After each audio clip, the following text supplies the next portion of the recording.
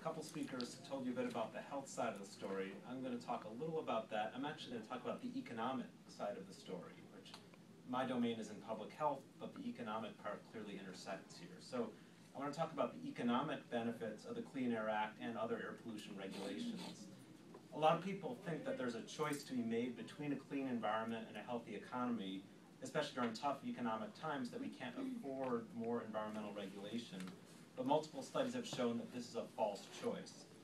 For example, in the most recent study of the costs and benefits of the 1990 Clean Air Act amendments, the public health and environmental benefits amount to over $1 trillion in 2010. That's trillion with a T, versus a cost of $53 billion.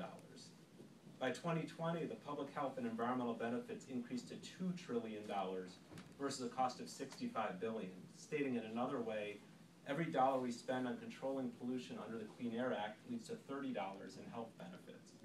These staggering benefits are almost entirely related to the health benefits of reducing fine particulate matter and ozone concentrations, with projected reductions of 230,000 premature deaths per year in the United States by 2020, compared to a world in which the Clean Air Act amendments had never been implemented. In addition, even if you were only worried about effects on the economy, the Clean Air Act amendments actually led to a higher gross domestic product. It's true that installing pollution control devices and using cleaner fuels cost money, and this may lead some businesses to be less profitable. However, someone needs to manufacture the pollution control devices, build and operate the new power plants, and process the cleaner fuels. Studies have shown that more jobs are created than are lost, and these jobs tend to be in the industries of the future, not the industries of the past.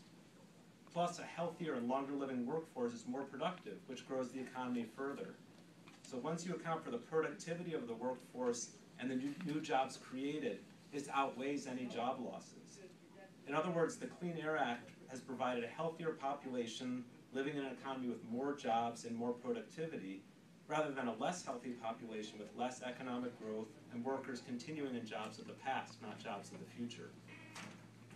While studies have clearly demonstrated that air pollution regulations of the past have provided tremendous health and economic benefits, past performance does not guarantee future returns. So we need to look carefully at whether further air pollution control will continue to provide these benefits.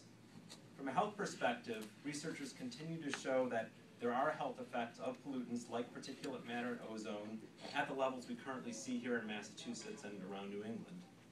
We are realizing that air pollution does not just affect the lungs, but it also affects the cardiovascular system and other organ systems.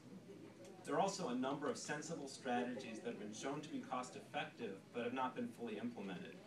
For example, retrofitting older coal-fired power plants has been shown to be extremely cost-effective, but many plants still lack modern pollution controls.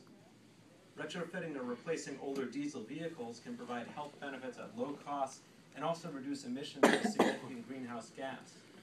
There are federal efforts that are starting to address these sources, but state efforts can accelerate the timeline and facilitate the transition to cleaner technologies.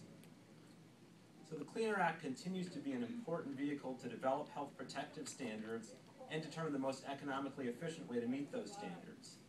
The language of the law and unanimous Supreme Court decision compel EPA to establish ambient air quality standards without consideration of the economic implications.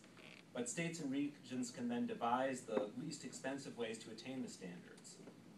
Science shows that continuing to clean our air will improve our health and well-being, and that there are very cost-effective technologies that already exist that can help us achieve those goals. And I'm happy to expand on any of this and answer any questions you might